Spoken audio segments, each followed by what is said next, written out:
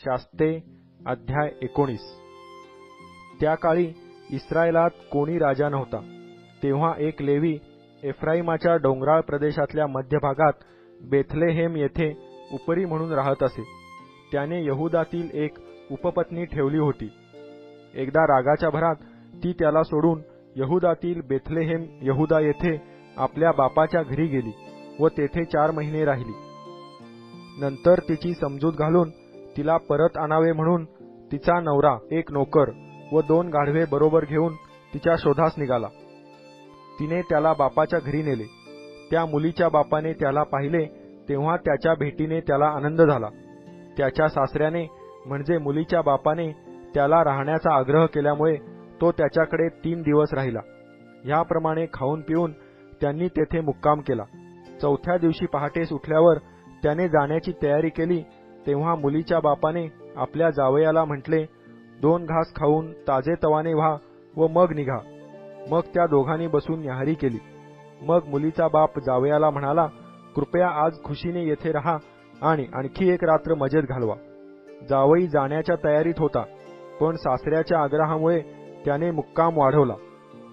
5व्या दिवशी जाण्यासाठी तो पहाटेस उठला तेव्हा मुलीचा बाप त्याला म्हणाला, न्याहारी करून ताजेतवाने व्हा आणि संध्याकाळपर्यंत थांबा। मग ते दोघे एकत्र जेवले। मग जावई आपली उपपत्नी व सेवक यांच्यासह जायला निघाला। तेव्हा मुलीचा बाप म्हणजे त्याचा सासरा त्याला म्हणाला, पहा, संध्याकाळ होत चालली आहे। तुम्ही कृपया रात्री येथेच राहा। दिवस सरत आला आहे। येथेच आनंदात राहा। उद्या सकाळी पहाटेस उठून मार्गस्थ व्हा व आपल्या घरी जा। पण तो माणूस त्या रात्री तेथे राहिना। तो उठून मार्गस्थ झाला। तो खोगीर घातलेली आपली 2 गाढवे आणि आपली उपपत्नी यांच्यासह यबूसच्या म्हणजे यरुशलेमेच्या जवळ आला। यबूस नगरापाशी ते आले तेव्हा दिवस बराच खाली गेला होता। म्हणून सेवकाने आपल्या धन्याला म्हटले, चला आपण यबूसी लोकांच्या ह्या नगरात जाऊन मुक्काम करू।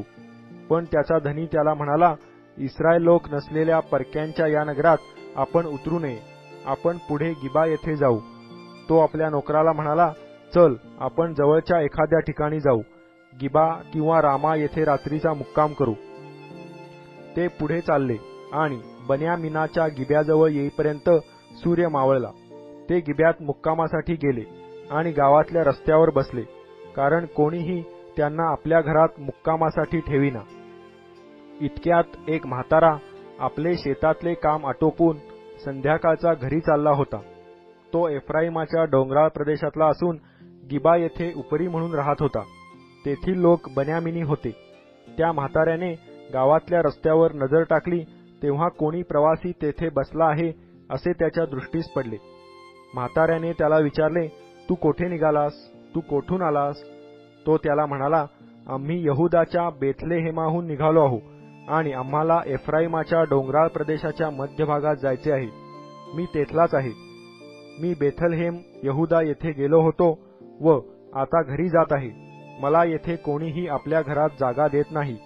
आमच्या गाढवासाठी दाणा वैरण आहे आणि माझ्यासाठी ह्या आपल्या दासीसाठी व ह्या आपल्या दासांबरोबरच्या नोकरासाठी भाकर व द्राक्षारस आहे। कोणत्याही गोष्टीची उणीव नाही।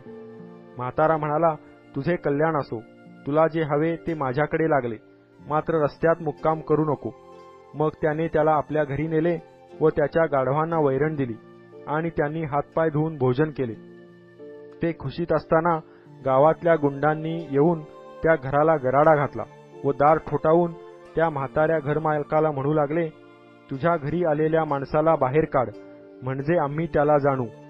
घरधनी बाहेर जाऊन त्यांना म्हणू लागला, छे छे बांधव हो, मी हात जोडतो, असे दुष्कर्म करू नका।